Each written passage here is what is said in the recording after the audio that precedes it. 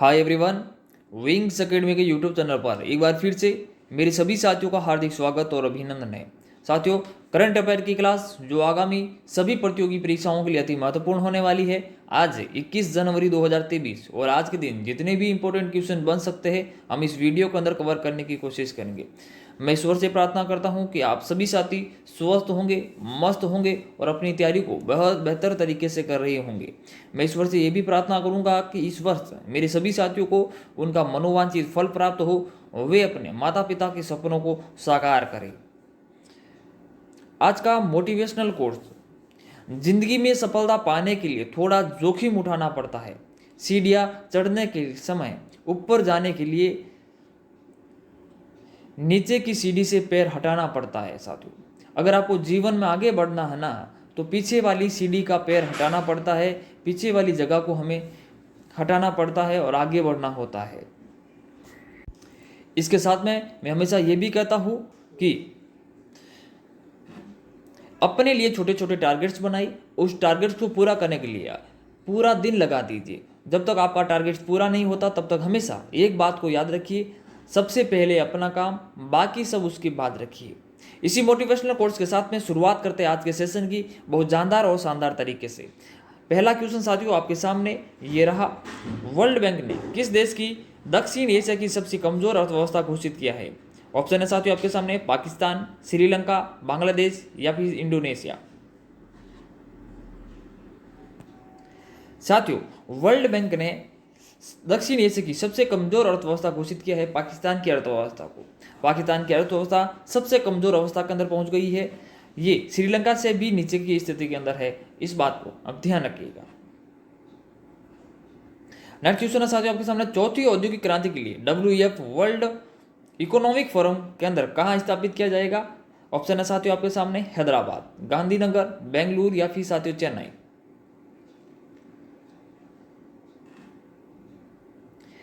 साथियों, इसका जो सही जवाब है वो है हैदराबाद। वर्ल्ड इकोनॉमिक फोरम की जो केंद्र की जो स्थापना है वो हैदराबाद में की जाएगी औद्योगिक क्रांति के लिए। वर्ल्ड इकोनॉमिक फोरम तो इसकी स्थापना होती है 1971 के अंदर। इसका मुख्यालय जेनेवा स्विट्जरलैंड के अंदर है। इतनी बात इस क्वेश्चन के बारे में आपको ध्यान में रखनी है। नेक्स्ट क्वेश्चन है साथियों आपके सामने, हाल ही में किस प्रदेश की पुलिस ने साइबर कांग्रेस पहल लॉन्च की है?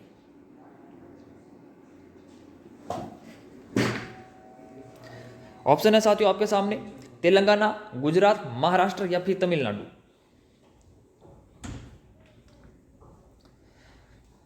साथियों, इसका जो सही जवाब है वो है तेलंगाना। हाल ही में तेलंगाना पुलिस ने साइबर कांग्रेस पहल की शुरुआत की है। ये क्यों की गई है?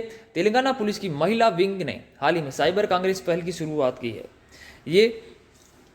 इसका उद्देश्य युवा पीढ़ी को साइबर अपराधों से बचाना और अपने समुदायों को बचाने के लिए आवश्यक ज्ञान और कौशल की प्रशिक्षित, सशक्त और लेस करना है।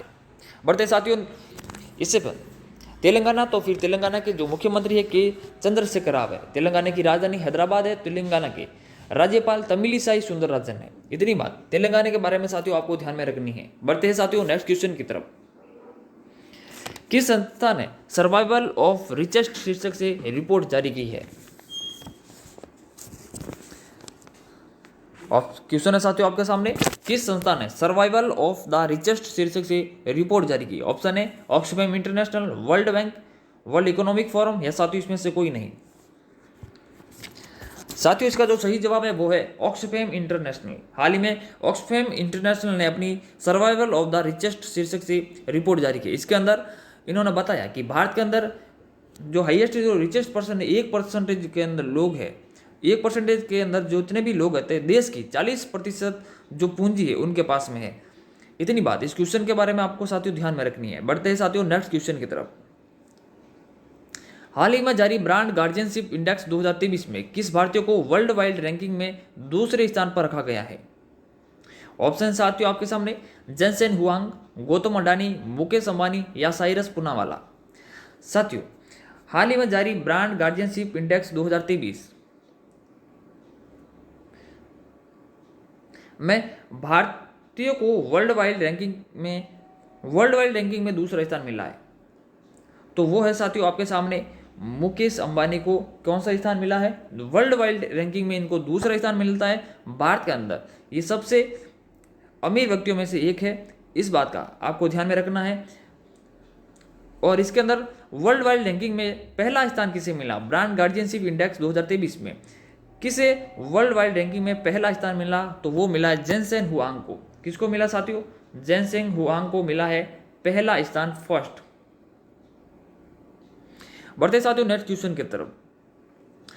इसके बारे में जान लेते हैं। रिलायंस इंडस्ट्रीज के चेयरमैन और मैनेजिंग डायरेक्टर मुकेश अंबानी को ब्रांड फाइनेंस द्वारा जारी ब्रांड गार्जियनशिप इंडेक्स 2023 में भारतीय बिजनेसमैन के रूप में प्रथम स्थान मिला है। भारतीय बिजनेसमैन के रूप में किसके मिला है स्थान? तो मुकेश अंबानी को मिला, जबकि वर्ल्ड वाइड वह रैंकिंग में दूसरे स्थान पर है। देखिए, भारतीय बिजनेसमैन के रूप में इसको पहला स्थान है, लेकिन वर्ल्ड वाइड के रूप में बात करें तो इनको दूसरा स्थान मिलता है इसके अंदर। हाल ही में brand values consultancy brand finance ने ब्रांड गार्जियनशिप इंडेक्स 2023 जारी किया, जिसके में अमेरिकी टेक कंपनी है एक लीडर एनवाडिया ने जेनसेन हुआंग को इसके अंदर प्रथम स्थान मिला है। इतनी बात है। इस क्वेश्चन के बारे में साथियों आपको ध्यान में रखनी है। बढ़ते हैं नेक्स्ट क्वेश्चन की तरफ। हाल ही में किसने रेल वायर ग्राहकों के लिए इंटरनेट प्रोटोकॉल टेलीविजन सर्विस शुरू करने की घोषणा की है? इंटरनेट प्रोटोकॉल टेलीविजन IPTV, आई का मतलब इंटरनेट, पी का मतलब प्रोटोकॉल और टेलीविजन सर्विस शुरू करने की घोषणा की है। RailTel corporation of India limited, engineers India limited या फिर रेल विकास निगम लिमिटेड? साथियों जो इसका सही जवाब है वो है रेलटेल। रेलटेल एक मिनी रत्न कंपनी है। इसके द्वारा हाल ही में इंटरनेट प्रोटोकॉल टेलीविजन सर्विस शुरुआत करने की घोषणा की है रेल वाइल ग्राहकों के लिए। क्या है इसके बारे में? हाल ही में मिनी रत्न कंपनी रेलटेल ने रेल वाइल ग्राहकों के लिए इंटरनेट प्रोटोकॉल टेलीविजन सर्विस शुरू करने की घोषणा की है। इस सुविधा की शुरुआत ये 26 जनवरी 2023 को की जाएगी।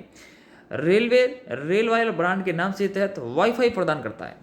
रेल वायर ब्रांड के नाम से क्या करता है? ये वाईफाई प्रदान करने वाली कंपनी है जो दुनिया की सबसे बड़े वाईफाई नेटवर्क में से एक है। इस सुविधा के लिए रेल वायर ग्राहकों को उल्का टीवी ब्रांड के तहत इंटरनेट प्रोटोकॉल टीवी सर्विस शुरू करने की घोषणा की है। उल्का टीवी, इनका जो ब्रांड का नाम क्या रहेगा? उल्का टीवी ब्रांड के तहत इंटरनेट प्रोटोकॉल टेलीविजन की शुरुआत की घोषणा की है। इसके लिए रेलटेल ने Hyderabad city online media private limited के साथ मिलाया गया है। इतनी बात है। इस क्वेश्चन के बारे में साथियों आपको ध्यान में रखनी है। बढ़ते हैं नेक्स्ट क्वेश्चन की तरफ।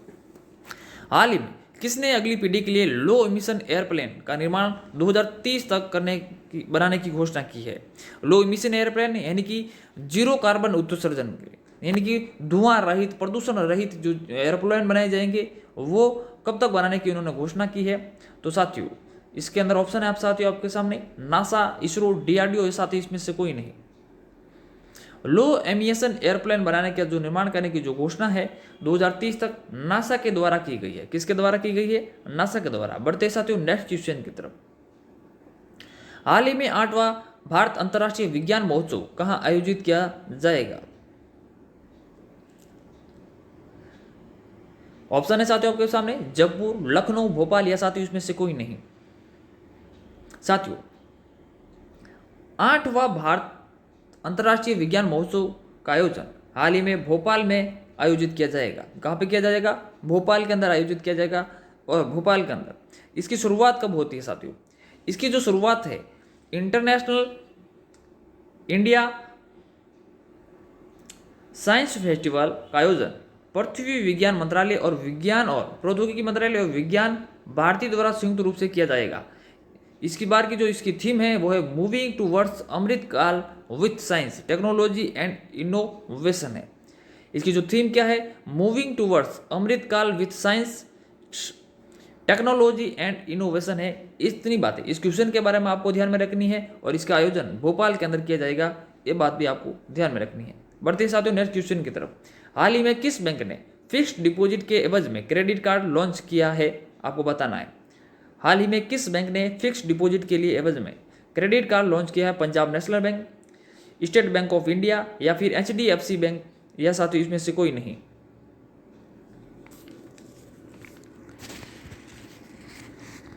साथियों इसका जो सही जवाब है वह Punjab national bank. Punjab national bank की जो स्थापना है वो कब होती है साथियों? ये होती है 1894 के अंदर। कब होती है? 1894 के अंदर। इसका जो मुख्यालय है वो है नई दिल्ली। कहाँ पे है? नई दिल्ली। हाल ही में इसके जो अध्यक्ष है वर्तमान में वो है अतुल कुमार गोयल। क्या नाम आता है? अतुल कुमार गोयल। इतनी बात है। इस क्वेश्चन के बारे में ध्यान में रखनी है। फिक्स डिपॉजिट के एवज में क्रेडिट कार्ड इन्होंने लॉन्च किया है। बढ़ते साथियों नेक्स्ट क्वेश्चन की तरफ। हाल ही में अंतरराष्ट्रीय पर्यटन मेला फितूर 2023 कहाँ शुरू हुआ है? ऑप्शन है साथियों आपके सामने रोम, पेरिस, मैड्रिड या साथियों इसमें से कोई नहीं। साथियों अंतरराष्ट्रीय पर्यटन मेला फितूर 2023 का आयोजन मैड्रिड के अंदर शुरुआत हुई है। कहां पे हुई है साथियों? मैड्रिड। मैड्रिड कहां पे है? ये स्पेन की राजधानी है। किसकी? स्पेन की राजधानी। स्पेन की राजधानी मैड्रिड के अंदर इसका आयोजन हुआ है। इतनी बात इस क्वेश्चन के बारे में आपको ध्यान में रखनी है। नेक्स्ट क्वेश्चन, जनवरी 2023 को इंडिया कोल्ड चेन कॉन्क्लेव का आयोजन कहां किया गया? ऑप्शन है साथियों आपके सामने नई दिल्ली, मुंबई, हैदराबाद या फिर साथियों भोपाल। जनवरी 2023 में इंडिया कोल्ड चेन कॉन्क्लेव का जो आयोजन है साथियों वो किया गया है नई दिल्ली के अंदर। कहां पे किया गया है? नई दिल्ली के अंदर। इस क्वेश्चन के बारे में इतनी बातें आपको ध्यान में रखनी है। यह किसके द्वारा किया गया? कृषि और कल्याण मंत्रालय, कृषि और किसान कल्याण मंत्रालय के द्वारा इन्होंने किए गए हैं। ये PhD chambers of commerce and industries, national centre for cold chain development के सहयोग से 19 जनवरी 2023 को नई दिल्ली में इंडिया कोल्ड चेन कॉन्क्लेव का आयोजन किया गया। जितने भी कोल्ड स्टोर है उनको बढ़ावा देने के लिए, यानी कि किसानों के जो कृषि के रिलेटेड जितनी भी खाद्य सामग्री होती है उसको सुरक्षित रखने के लिए इसका जो आयोजन है, इसको बढ़ावा देने के लिए इसका आयोजन किया गया है। वो कहाँ पे किया गया है? वो तो दिल्ली के अंदर किया गया, नई दिल्ली के अंदर। इतनी बातें इस क्वेश्चन के बारे में आपको ध्यान में रखनी है। किसके द्वारा? कृषि और किसान कल्याण मंत्रालय के द्वारा। बढ़ते हैं नेक्स्ट क्वेश्चन की तरफ। हाल ही में किसने मानवता की सेवा के लिए बहरीन का ISA पुरस्कार जीता है? साथियों बहरीन का सर्वोच्च नागरिक पुरस्कार जिसका नाम है ISA पुरस्कार, इसमें से किसको मिला है? सैंडुक रूइट को, कैमरून ग्रीक को, ईशान किशन को या साथियों इसमें से कोई नहीं। साथियों हाल ही में बहरीन का ISA जो पुरस्कार है यानी कि सर्वोच्च नागरिकता पुरस्कार है वो मिला सैंडुक रूइट को।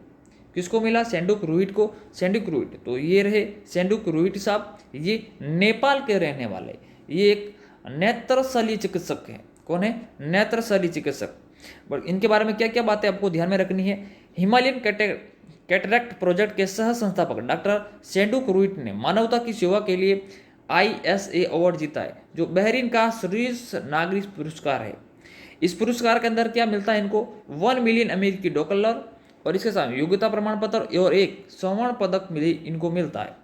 डॉक्टर रूइट दूरस्थ नेत्र शिविरों में उच्च गुणवत्ता वाली माइक्रो सर्जिकल कार्यविधि प्रदान करते हैं। उन्होंने आधुनिक नेत्र चिकित्सा के एशियाई, अफ्रीका और लैटिन अमेरिका के सबसे सस्ती और सुलभ बनाया। उन्हें दृष्टि के देवता के नाम से भी जाना जाता है। इनको क्या कहते हैं? दृष्टि के देवता के नाम से भी जाना जाता है, क्योंकि उन्होंने 1,20,000 लोगों की दृष्टि बचाई है। कितनी? 1,20,000 लोगों की दृष्टि बचाई है जो इलाज न मिलने पर अंधे हो जाते हैं। उन्हें भारत सरकार के द्वारा पद्म श्री पुरस्कार मिला हुआ है। भूटान के नेशनल अवार्ड फॉर मेरिट के साथ साथ रेमन मैग्सेसे पुरस्कार भी इनको मिला हुआ है। किंगडम ऑफ बहरीन आपदा रोकथाम और राहत, शिक्षा और मानवीय सहिष्णुता के सहित 11 श्रेणियों में हर 2 साल में प्रतिष्ठित ISA पुरस्कार प्रदान किया जाता है।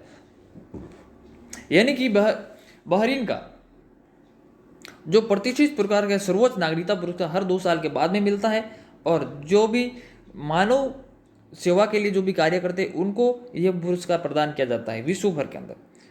बढ़ते हैं साथियों नेक्स्ट क्वेश्चन की तरफ। हाल ही में किसे राष्ट्रीय स्वास्थ्य प्राधिकरण के निदेशक के रूप में नियुक्त किया है? ऑप्शन है आपके सामने पंकज मोहन, नितिन परांजे, परवीन शर्मा या साथियों इसमें से कोई नहीं।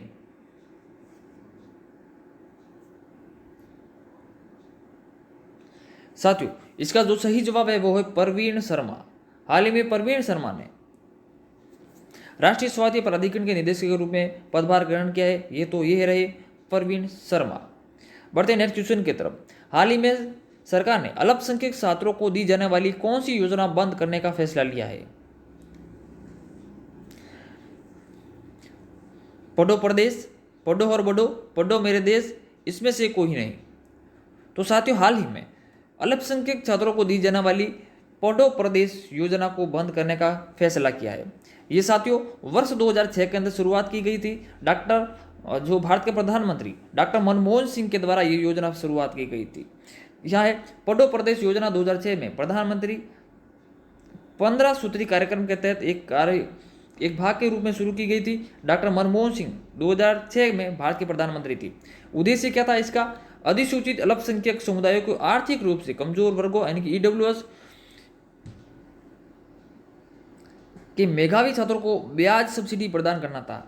यह उनकी रोजगार क्षमता में सुधार करने और विदेशों में मास्टर्स, एमफिल, पीएचडी जैसे उच्च शिक्षा के लिए बेहतरीन संभावना देने के लिए डिजाइन किया गया था।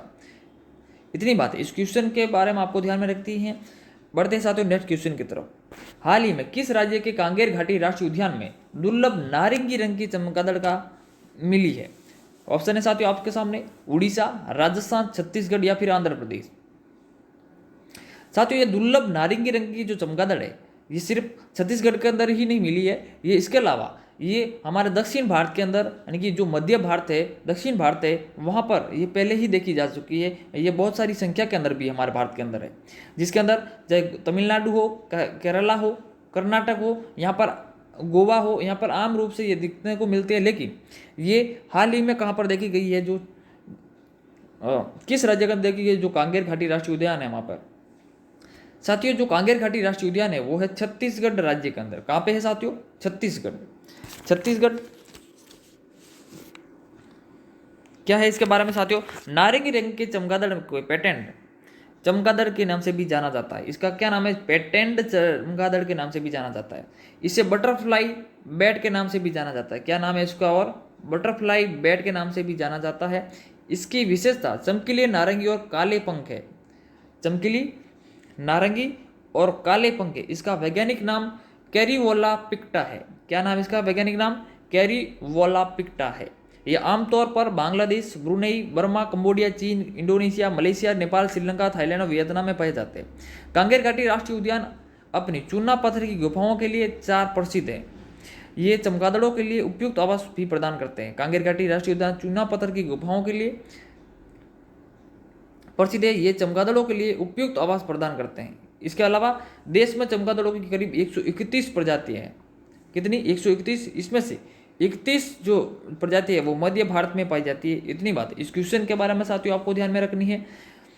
तो छत्तीसगढ़ की राजधानी रायपुर है। वहाँ की जो मुख्यमंत्री भूपेश बघेल है और वहाँ की जो राज्यपाल है अनुसुईया उइके है। इतनी बातें इस क्वेश्चन के बारे में आपको ध्यान में रखनी है। बढ़ते हैं नेक्स्ट क्वेश्चन की तरफ। नेक्स्ट क्वेश्चन है साथियों आपके सामने। हाल ही में किस देश के क्रिकेटर हाशिम अमला ने क्रिकेट के सभी प्रारूपों से संन्यास लेने की घोषणा की है? ऑप्शन है साथियों आपके सामने न्यूजीलैंड, दक्षिण अफ्रीका, पाकिस्तान या साथियों इसमें से कोई नहीं। क्रिकेटर हाशिम अमला ने क्रिकेट से संन्यास लेने की घोषणा की है सभी प्रारूपों से। वो किस देश के क्रिकेटर है? वो है दक्षिण अफ्रीका के क्रिकेटर है। ये हैं हाशिम अमला जो आपको दिखाई दे रहे हैं इमेज के अंदर। यह कौन है? हाशिम अमला, जिन्होंने हाल ही में सभी प्रारूपों से संन्यास लेने की घोषणा की है। Thank you for watching my video. अगर ये क्लास आपको अच्छी लगती है, हेल्पफुल लगती है तो अपने साथियों के साथ शेयर कीजिए। अगर आप हमारे चैनल पर नए हैं तो चैनल को सब्सक्राइब करना ना भूलें। मिलते हैं नेक्स्ट क्लास के अंदर, तब तक हंसते रहिए, मुस्कुराते रहिए और अपनी तैयारी को बहुत बेहतर करते रहिए। जय हिंद, जय भारत।